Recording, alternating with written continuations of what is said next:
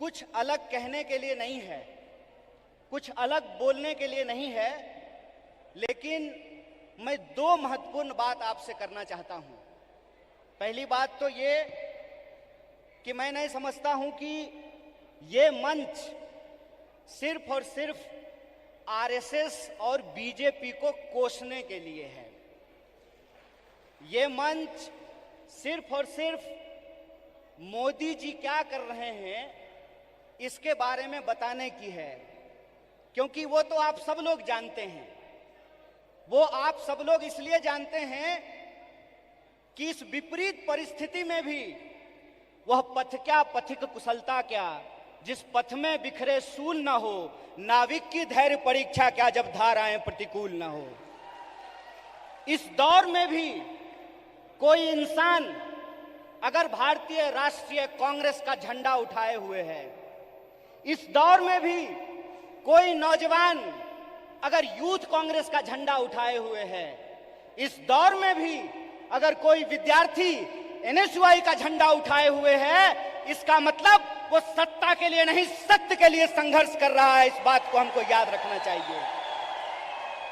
इसलिए बीजेपी क्या है, मोदी जी क्या हैं, आरएसएस क्या है, मैं इन चीजों पे अपना वक्त जाया नहीं करना चाहता हूं, क्योंकि हमारे वरिष्ठ नेताओं ने, हमारे वरिष्ठ साथियों ने, हमारे वरिष्ठ कार्यकर्ताओं ने इस बात को बखूबी समझा दिया है। वो क्या कर रहे हैं ये हम जानते हैं। हमको ये समझना होगा कि हमको क्या करना है।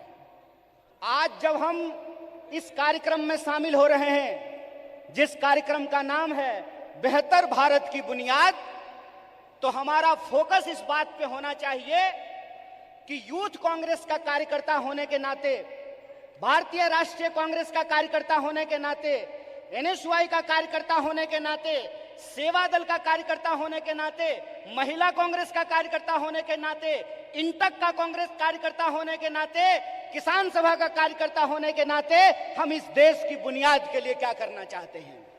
इसीलिए आपको अपनी जिम्मेवारी समझनी पड़ेगी। कितना गंभीर दायित्व आपके कंधे पे है, इस बात को आपको समझना पड़ेगा। आज देश की बागडोर पंडित जवाहरलाल नेहरू के हाथ में नहीं है कि जिन्होंने किताब लिखी थी डिस्कवरी ऑफ इंडिया। आज देश की बागडोर डॉक्टर बाबा साहब भीमराव अंबेडकर के हाथ में नहीं है, जो विदेश पढ़ करके आए थे और इस देश की ड्राफ्टिंग कमेटी में कॉन्स्टिट्यूशन को लिखने का काम किया, बनाने का काम किया। आज देश की बागडोर 23 साल की उम्र में हंसते हंसते फांसी के फंदे पे झूल जाने वाले शहीद आजम भगत सिंह के हाथ में नहीं है।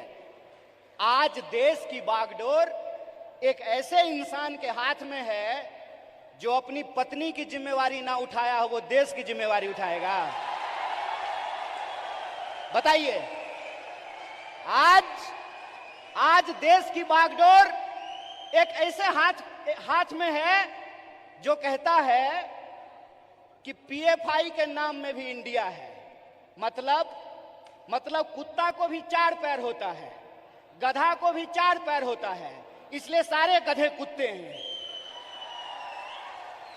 अगर ये रीजनिंग मैं लगाऊं, जो रीजनिंग इस देश के प्रधानमंत्री ने लगाया है, तो मैं ये कह सकता हूं ना कि प्रधानमंत्री जी को भी 2 आंख है और गधा को भी 2 आंख होता है। बोलिए, मैं ये बात क्यों कह रहा हूं? मेरा कोई मकसद नहीं है कि मैं भाजपा, मोदी और आरएसएस की चर्चा करूं। मैं सिर्फ आपको बता रहा हूं कि कितनी गंभीर परिस्थिति में आज हम खड़े हैं। इतनी गंभीर परिस्थिति में खड़े हैं कि संस्थाओं को तो छोड़ दीजिए, व्यक्तियों को भी बोलने का अधिकार नहीं है। इसीलिए जब आज आप यूथ कांग्रेस का झंडा अपने हाथ में उठाए हुए हैं, जब आप कहते हैं यूथ कांग्रेस जिंदाबाद, इसका क्या मतलब है? इसका मतलब यह है कि जिस देश की 55% आबादी नौजवान हो, जिस देश में दुनिया का हर 5वां युवक भारतीय हो, जिस देश में 45 साल में सबसे ज्यादा बेरोजगारी हो, और जिस देश में जिस दिन कारगिल विजय दिवस मनाया जा रहा था, उससे ठीक कुछ दिन पहले कारगिल में लड़ने वाले शहीदों के परिवार के साथ कैसी नग्नता की गई है, ये वीडियो आप लोगों ने देखा है। इसीलिए आप अपनी जिम्मेवारी को समझिए। आप इस गंभीर समय में जो आपकी भूमिका है उसको आपको समझने पड़ेगी। और मेरा मानना बिल्कुल साफ है, जैसे बिना विचार की कोई राजनीति नहीं होती है, उसी तरह से बिना नौजवान के, बिना विद्यार्थी के कोई पार्टी सत्ता में नहीं आ सकती है। इस बात को याद रखिएगा। अगर आप चाहते हैं कि इस देश में सत्य का शासन हो और सत्ता पे बैठे हुए लोगों का जो अहंकार है, उस अहंकार को चकनाचूर किया जाए, जिस लोकतंत्र की बुनियाद पर, जिस जमहूरियत के दम पर आज उनको कुर्सी पे बिठाई गई है, अगर आप उनको नीचे उतारना चाहते हैं तो इस बात को आपको समझना पड़ेगा कि इस देश के नौजवानों और विद्यार्थियों को सबसे बड़ी भूमिका निभानी पड़ेगी। अगर भारतीय राष्ट्रीय कांग्रेस शरीर है तो एनएसयूआई और यूथ कांग्रेस को दोनों हाथ बनना पड़ेगा। यह बात हम लोगों को समझना होगा। जब तक इस देश का फर्स्ट टाइम वोटर, जिसके मैसेज में, जिसके स्नैपचैट पे, जिसके इंस्टाग्राम में, जिसके व्हाट्सएप पे झूठ परोस करके, मिस इन्फॉर्मेशन परोस करके उनको गुमराह किया गया है, जब तक उनके सामने हम सच्चाई लेकर के नहीं जाएंगे, जब तक हम घर घर नहीं पहुंचेंगे, जब तक हम स्कूल स्कूल नहीं पहुंचेंगे, विश्वविद्यालय विश्वविद्यालय नहीं पहुंचेंगे, तब तक इस सत्ता पे बैठे हुए लोगों को हम सत्ता से बाहर नहीं कर सकते हैं और लोकतंत्र को बचा नहीं सकते हैं। जो सवाल है यहां पर कि भारत का बुनियाद क्या है, भारत का बुनियाद है इंडिया। यह बात हम लोगों को समझना पड़ेगा। भारत का बुनियाद है इंडिया, और वो जो इंडिया है, वो इंडिया एक सोच है, और वो सोच को हमको एक एक कार्यकर्ता को अपने व्यवहार में लेकर के आना पड़ेगा। अगर हम महात्मा गांधी का उदाहरण आपके सामने रखें तो किस तरह का एग्जाम्पल हमको देखने का मिलता है। गांधी जी ऐसे नहीं थे कि बुनियाद भारत के कार्यक्रम में आए हैं, कर्नाटक में सरकार भी है तो थोड़ा फोटो वोटो खिंचा करके चल देंगे, ऐसे नहीं होगा। ये मैं आपकी आलोचना नहीं कर रहा हूं, ये मैं अपनी आलोचना कर रहा हूं।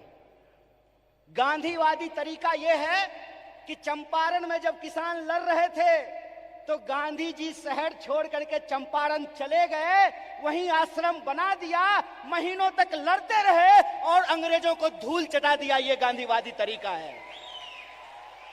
100 समस्याएं होंगी, 100 समस्याएं होंगी, 1000 समस्याएं होंगी। बतौर फ्रंटल ऑर्गेनाइजेशन मैं बार बार कह रहा हूं, भारतीय राष्ट्रीय कांग्रेस तभी मजबूत हो सकता है जब यूथ कांग्रेस और एनएसयूआई मजबूत होगा। इस बात का संकल्प हमको लेना पड़ेगा। और वो मजबूती कैसे होगी? वो मजबूती ऐसे होगी, गांधीवादी तरीके से होगी कि हम एक समस्या को उठाएंगे, लगातार आंदोलन करेंगे, और जब तक सरकार और प्रशासन को झुका ना दें, अपने आंदोलन को वापस नहीं लेंगे। ये तरीका हमको अपनाना पड़ेगा।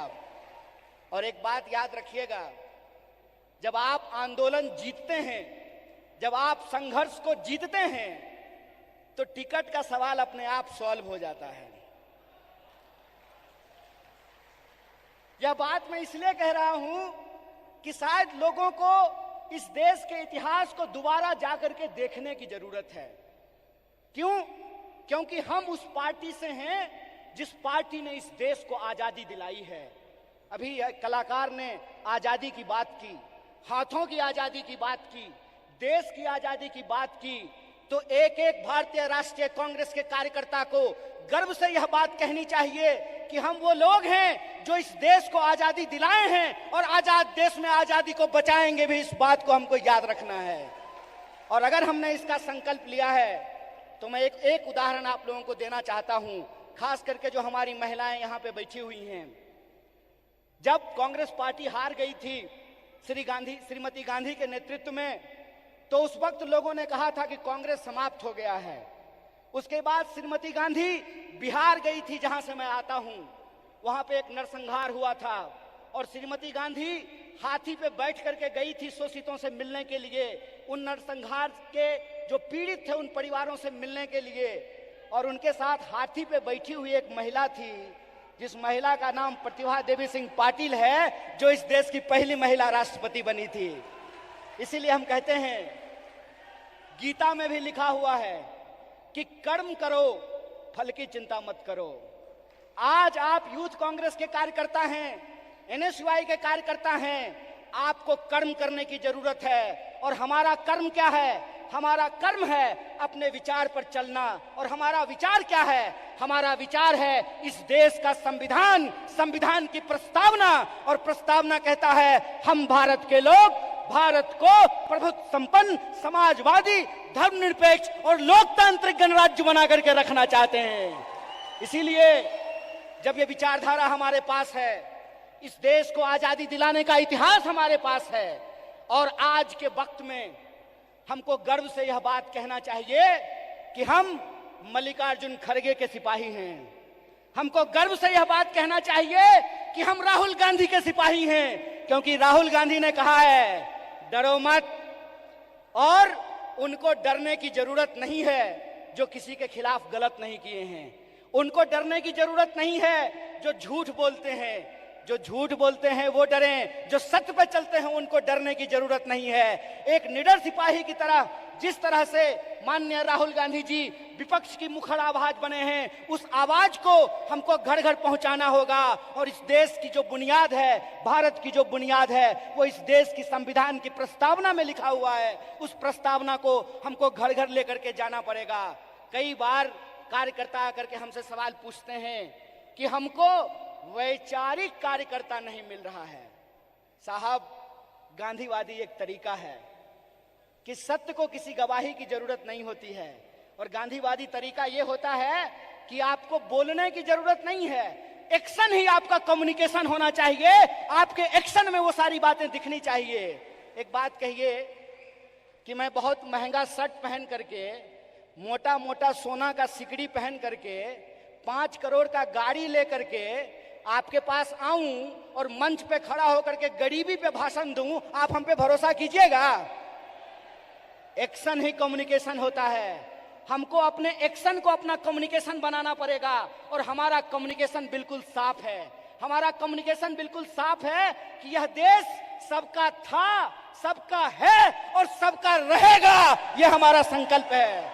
हमारा संकल्प है कि इस देश में पैदा होने वाला कोई भी व्यक्ति, चाहे उसकी जाति कुछ भी हो, इस देश में पैदा होने वाला कोई भी इंसान, चाहे उसका लिंग कुछ भी हो, इस देश में पैदा होने वाला कोई भी मनुष्य, चाहे उसका धर्म कुछ भी हो, वो इस देश का नागरिक है। और नागरिक होने का मतलब होता है कि राजा का बेटा राजा नहीं बनेगा। लोकतंत्र में वोट से तय होगा कि हमारा शासक कौन बनेगा। और यह जो लोकतंत्र है, यह लोकतंत्र ही भारत की बुनियाद है। यह लोकतंत्र ही भारत की बुनियाद है। और इसी लोकतंत्र को बचाने का काम यूथ कांग्रेस के एक एक कार्यकर्ताओं को करना पड़ेगा। हम जो झंडा अपने कंधे पे लिए हैं, यह झंडा सिर्फ एमपी एमएलए बनने के लिए नहीं है। यह झंडा इस देश की आजादी को बचाने के लिए। इस बात को याद रखिएगा। इस देश में 2 तरह के लोगों के बीच लड़ाइयां हो रही है। इस मुल्क में 2 तरह के लोग हैं। एक वो लोग हैं जो नफरत फैलाते हैं, एक वो लोग हैं जो इंसान को आपस में बांटते हैं, एक वो लोग हैं जो ऊंच नीच करते हैं, एक वो लोग हैं जो इंसान को लड़ा करके इस देश की शक्ति को कमजोर करते हैं। एक हम वो लोग हैं जो नफरत के खिलाफ हमको मोहब्बत की आवाज को बुलंद करना पड़ेगा। और आखिरी बात अपनी बोल करके खत्म करूंगा। जब साहब गा रहे थे तो इनकलाब की बात कर रहे थे, लेकिन हमारे कुछ कार्यकर्ता उसको मोहब्बत की तरह ले रहे थे। तो आखिरी बात बोल करके खत्म करूंगा कि जो नौजवान इश्क नहीं करता वो इनकलाब भी नहीं कर सकता है। जो इंसान मोहब्बत नहीं कर सकता वो परिवर्तन भी नहीं कर सकता है। हम इश्क करेंगे, नफरत को हराएंगे, संविधान की आवाज को बुलंद करके इनकलाब लेकर के आएंगे और हम उस रास्ते पे चलेंगे जिस रास्ते पे महात्मा गांधी ने चला और एकता का संदेश दिया। हम उस रास्ते पे चलेंगे जिस पर पंडित जवाहरलाल नेहरू ने चला और साहस का परिचय दिया। हम उस रास्ते पर चलेंगे जिस पर डॉक्टर बाबा साहब भीमराव अंबेडकर चले और समानता का बात किया। हम भगत सिंह के वासी हैं, हम भगत सिंह के वासिंदे हैं, हम भगत सिंह के वारिस हैं। हमको भगत सिंह के सपनों का देश बनाना है, गांधी के रास्ते पे चलना है और अंबेडकर के विचारों को आगे लेकर के जाना है। इसी आशा और विश्वास के साथ कि भारत की बुनियाद इंडिया में है और इंडिया की जो शक्ति है उसको हमको जोड़ना है। एक आखिरी नारा बोल करके अपनी बात को खत्म करूंगा। मैं विद्यार्थियों के कार्यक्रम में कहता हूं, जुड़ेगा विद्यार्थी, जुड़ेगा विद्यार्थी, जुड़ेगा विद्यार्थी, उसी तरह से जुड़ेगा नौजवान, जुड़ेगा नौजवान, जुड़ेगा नौजवान, जीतेगा इंडिया। इसी आशा और विश्वास के साथ एक बार फिर से यूथ कांग्रेस की पूरी टीम को NSY की तरफ से बधाई।